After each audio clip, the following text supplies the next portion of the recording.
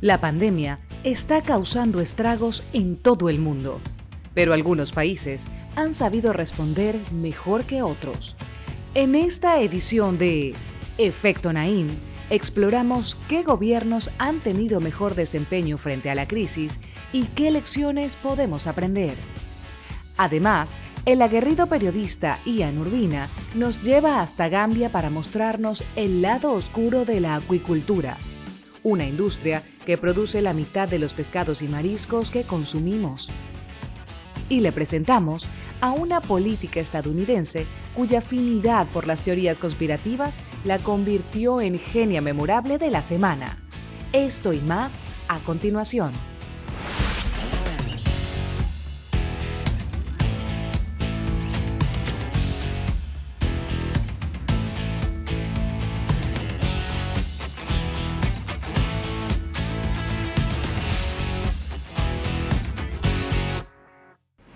Bienvenidos, soy Moisés Naim desde Washington. Encantado de estar de nuevo con ustedes. Gracias por acompañarnos. 2,5 millones de personas. Ese es el número de la muerte, el número de la pandemia. Son el número de personas que han fallecido desde que empezó la pandemia en todo el mundo. Otro número es más de 500,000 personas. Han muerto más estadounidenses por efectos del COVID-19 que los que fallecieron en la Primera Guerra Mundial, la Segunda Guerra Mundial y la Guerra de Vietnam. Todos juntos. Son números terribles. Y hay diferencias de países, hay países que la han tratado con cierta eficacia y que se pensaba que las cosas estaban mejor, pero después rebotan. Hay otros países que nos han sorprendido por la eficacia con la que lo manejan. Hay que entender mejor en qué países ha funcionado ciertas cosas y cuáles no, qué se puede aprender, cómo hacer para que esto sirva de aprendizaje global y para que estemos preparados para futuras pandemias y que estemos más equipados para enfrentar la que ahora nos acosa. Para contestar todas estas preguntas y otras de urgente importancia, hemos preparado este reportaje. Miren. En Nueva Zelanda los días de confinamientos y restricciones por el coronavirus han quedado atrás. El país oceánico lidera varios rankings sobre el manejo de la pandemia de la COVID-19 con bajas tasas de contagios y muertes y perturbaciones económicas menores. ¿Cómo lo lograron? Un cierre total de las fronteras y de comercios no esenciales, así como periodos de cuarentena estrictos, fueron cruciales en los primeros meses de la pandemia. De la mano de los expertos de la salud, el gobierno neozelandés envió mensajes claros sobre la amenaza del coronavirus. Y la primera ministra, Jacinda Ardern, inspiró confianza entre los ciudadanos sobre las normas de sanidad, respondiendo directamente a sus inquietudes. Puede usar su carro, es necesario para ir a los supermercados, al médico y demás. Solo tenga en mente que mantenerse lo más local posible ayuda mucho. Este tipo de comunicación eficaz es uno de los factores que han diferenciado a países como Nueva Zelanda de Estados Unidos, Brasil y México, que han tenido de los peores desempeños frente a la crisis sanitaria. Así lo explica José Luis Castro, presidente de la Organización de Salud Global Vital Strategies. Y algo que vimos muy claramente fue que la politización de las medidas de salud pública, como el uso de las mascarillas, el distanciamiento social y los confinamientos, no ayudaron en controlar a la epidemia. Tampoco ayudó a socavar a los asesores científicos y a las instituciones claves. También vimos en varias instancias que se fomentaba una falsa dicotomía entre la economía sobre la salud y desalentando los confinamientos para no perjudicar la economía. Al igual que Nueva Zelanda, Australia y Singapur lograron controlar la propagación del virus sin sufrir daños graves en sus economías, pues contaron con la capacidad financiera de ofrecer, por ejemplo, incentivos monetarios a pequeñas y medianas empresas para mantener los empleos. Vale la pena destacar que estos países también se beneficiaron de no tener que lidiar con fronteras terrestres, lo cual les permitió controlar el flujo de personas más eficientemente. Es también el caso de Taiwán, que además había enfrentado la epidemia del SARS entre 2002 y 2003. de modo que ya contaba con la infraestructura para responder a la crisis del coronavirus y producir mascarillas para distribución nacional e internacional. Asimismo, países africanos como Ruanda aplicaron su experiencia con brotes de enfermedades respiratorias, registrando una tasa de mortalidad menor a la de países europeos como Italia y España. Por otro lado, Transparencia Internacional encontró que los gobiernos percibidos como más transparentes en su índice de corrupción están entre los que mejor han manejado la pandemia. Es el caso de Uruguay. Pero para vecinos latinoamericanos como Bolivia y Honduras, la historia es otra. Hablamos al respecto con la presidenta de la organización, Delia Ferreira Rubio. Cubrimos en el índice de este año fue una clara correlación entre las dificultades para hacer frente a la pandemia por escasez de recursos, por falta de infraestructura hospitalaria, por falta de personal y mantenimiento de los hospitales y los países con mayores problemas de corrupción. Eso demuestra que el dinero que debía estar en el sistema de salud se había perdido por corrupción en muchísimos casos y cuando hubo que hacer frente a la pandemia no se encontraron los elementos necesarios para dar satisfacción a las necesidades de la población. En otros casos, la corrupción afectó la adquisición de pruebas para la COVID-19, teniendo repercusiones incalculables.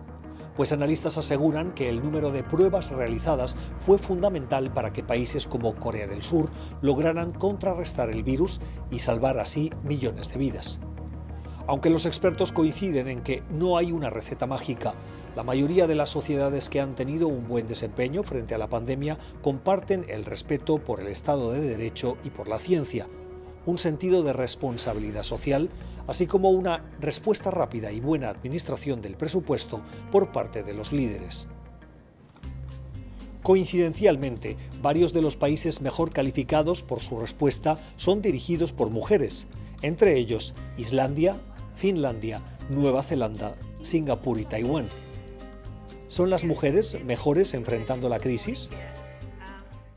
Los estudios sugieren que es probable que los hombres líderes con un estilo orientado a realizar tareas es diferente al estilo de las mujeres, que tienden a adoptar un estilo más democrático, más participativo y tienden a tener mejores habilidades de la comunicación. Castro subraya la importancia de no trazar conclusiones con respecto al liderazgo femenino en base a unos pocos casos de éxito. Pero sin duda, estas mujeres nos ofrecen lecciones valiosas. La guerra mundial contra la pandemia. Todos los países enfrentándolas, algunos muy bien, otros menos bien, pero hay lecciones que aprender que ojalá estemos aplicando a nuestras realidades de todos los días. Y al regresar a la pausa voy a hablar de qué está pasando con el mar y qué tipo de usos industriales se le está dando al mar. Ya verán, muy interesante. Al regreso.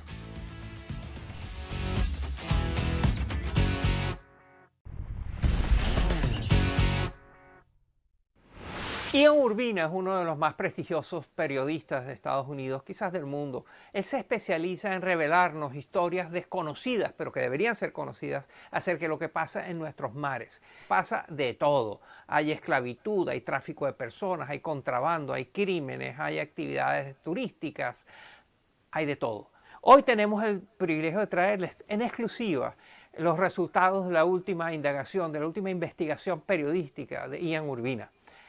Tuvo lugar en África, concretamente nos lleva a África Occidental y nos habla de acuicultura.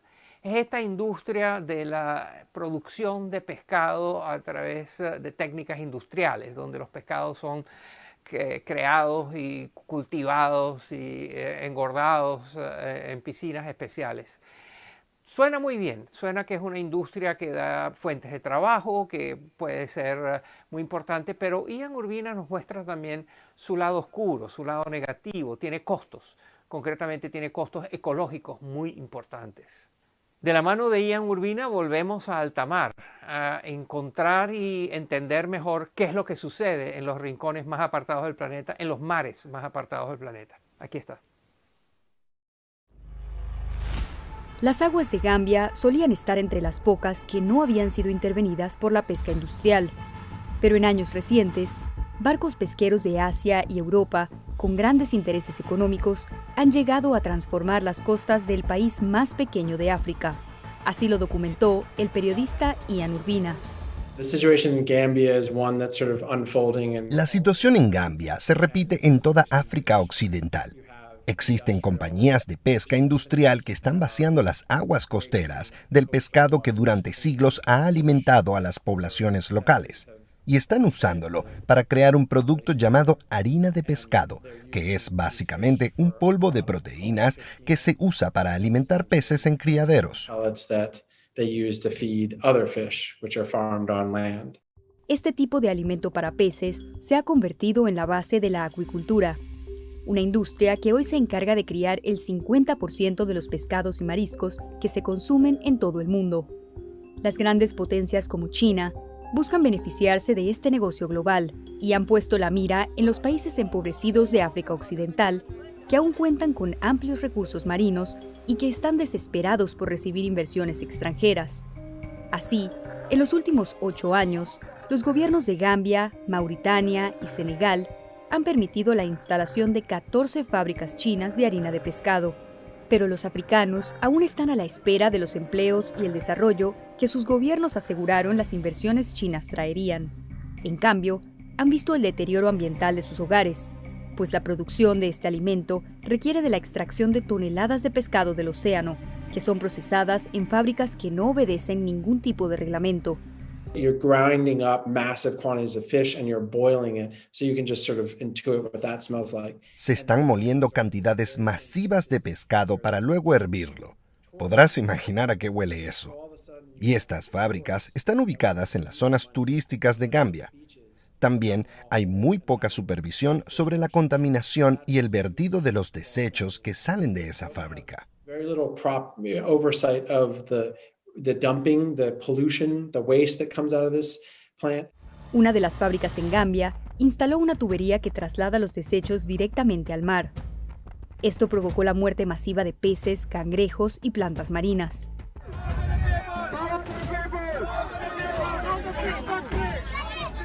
Los gambianos han salido a exigir la protección de sus costas y de su sustento, pues su ingesta de proteínas depende en un 50% del pescado que ya no logran conseguir. Pero sus voces han sido minimizadas represivamente por un gobierno que necesita del dinero chino. Así lo explica el periodista Mustafa Mane. China le ha prestado mucho dinero a Gambia. Es por eso que pueden hacer lo que quieran. Por estar China involucrada, esa fábrica nunca cerrará. En 2017, por ejemplo, China canceló una deuda de Gambia de $14 millones. Por otro lado, gobiernos como el de Gambia no tienen interés ni la capacidad para monitorear sus aguas, de modo que el 40% de la pesca en los mares africanos es ilegal. Es por eso que Urbina emprendió una misión junto al grupo conservacionista Sea Shepherd para exponer la gravedad de la situación. Encontró desde barcos sin registros de pesca hasta condiciones inhumanas para los pescadores.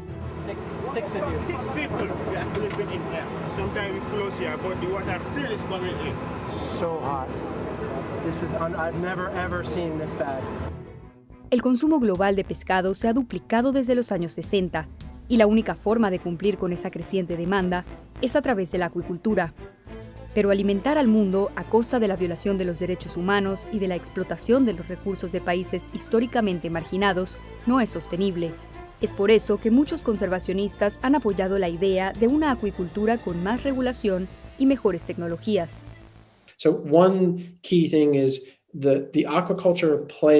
Un factor clave es que los acuicultores sean de Noruega o de Estados Unidos, que producen y venden de manera local.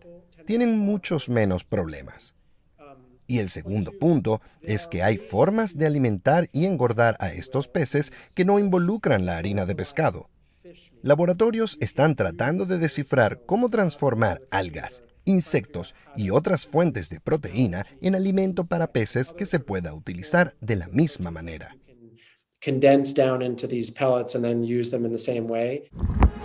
El desafío está en reformar esta industria antes de que sea demasiado tarde.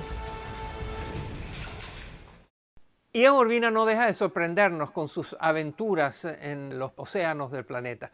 Cada vez nos trae ideas diferentes y revelaciones que sin él no hubiéramos tenido acerca de lo que está pasando en nuestros océanos. Al regresar de la pausa vamos a hablar de política de Estados Unidos, más concretamente de una mujer política en Estados Unidos que está dando mucho que hablar y se las vamos a presentar y los vamos a sorprender. No se vayan.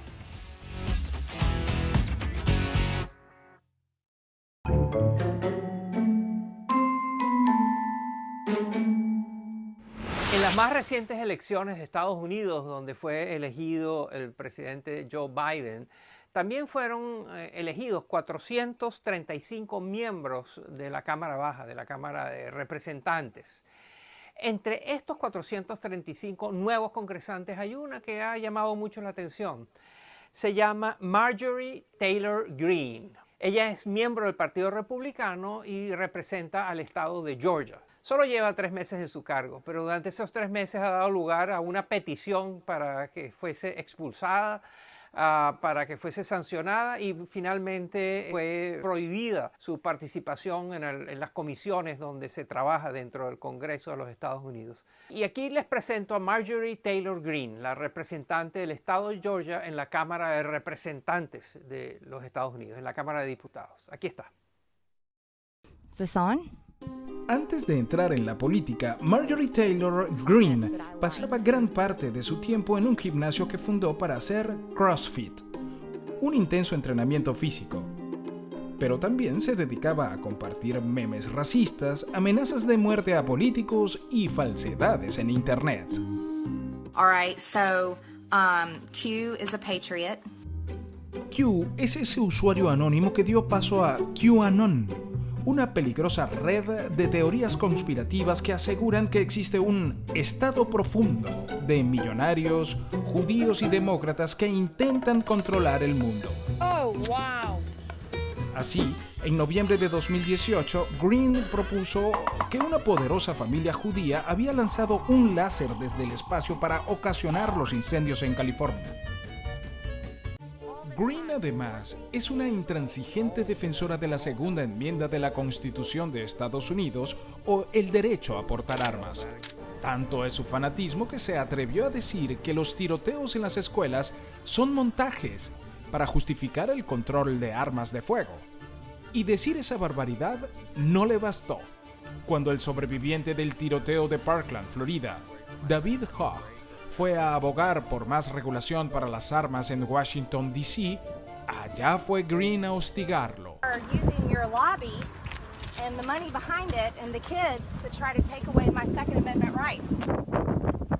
Aún así, esta genia memorable y fiel seguidora de Donald Trump fue elegida a la Cámara de Representantes de Estados Unidos en noviembre de 2020. Sin embargo, cuando a Greene le asignaron 2 comités de muy alto perfil, muchos en el Congreso no pudieron permitir que alguien con ideas tan insólitas asumiera responsabilidades tan importantes. Y la tuvieron que sacar de los comités. Quizá Greene debería considerar dedicarse exclusivamente al CrossFit. Al menos de su propio gimnasio, ¿no puede ser expulsada? Si usted conoce a alguien cuya trayectoria merece que sea reconocido por nosotros como genio o genia memorable de la semana, por favor no dude en escribirnos a mi cuenta personal, @MoisésNaim en Twitter, o de la cuenta del programa, @EfectoNaim. Y para cerrar el programa, les voy a hablar de moda. Nosotros, a través de la manera como nos vestimos, mandamos señales al resto del mundo, a nuestros colegas, nuestros familiares. Nos ven y a través de nuestra vestimenta sacan conclusiones, muchas veces erradas, de quiénes somos y qué hacemos. Pero entre otras cosas, cuando hay tragedias como la pandemia, empiezan a utilizarse las prendas de vestir como mecanismo de comunicación. Quizás también sirven para mejorar el manejo del distanciamiento social que tan necesario es. Vamos a dar una vuelta por el mundo para mostrarles cómo a través de la historia se han utilizado las prendas de vestir como instrumento de comunicación o de protección de amenazas externas. Miren. Son muchos los diseñadores que se han lanzado al negocio de las mascarillas en medio de la pandemia de la COVID-19, pero otros han optado por diseñar accesorios menos convencionales, como este escudo que está considerando lanzar una empresa china. Este tipo de prendas protectoras no son nada nuevas. Durante la peste bubónica que afectó a Eurasia en el siglo XIV, los médicos usaban máscaras puntiagudas con forma de pico de pájaro que les permitían mantener distancia de sus pacientes. La crinolina victoriana que se puso de moda a mediados del siglo XIX también se utilizó para demarcar el espacio personal. Esta falda voluminosa creaba una especie de barrera entre hombres y mujeres en los entornos sociales. Y se cree que en la China del siglo X, el emperador Taizong implementó el uso de sombreros de largas alas para mantener a sus funcionarios distanciados y que no pudieran susurrarse chismes. Esta prenda histórica inspiró al parisino Dominique Pussol a crear sombreros que ayudan a promover el distanciamiento social en medio de la pandemia del coronavirus. Y Pussol no está solo. Un canal del gobierno chino reportó que las escuelas han utilizado accesorios similares con el mismo propósito. La pandemia ha impactado hasta el mundo de la alta costura. Recientemente, las faldas grandes y otras siluetas extremas han plagado las pasarelas. Los expertos del mundo de la moda aseguran que el distanciamiento social en la era de la COVID-19 está influenciando estos diseños. Hasta aquí el programa de hoy. Espero que les haya divertido, espero que se hayan entretenido y que nos veamos la semana que viene. Gracias por acompañarnos.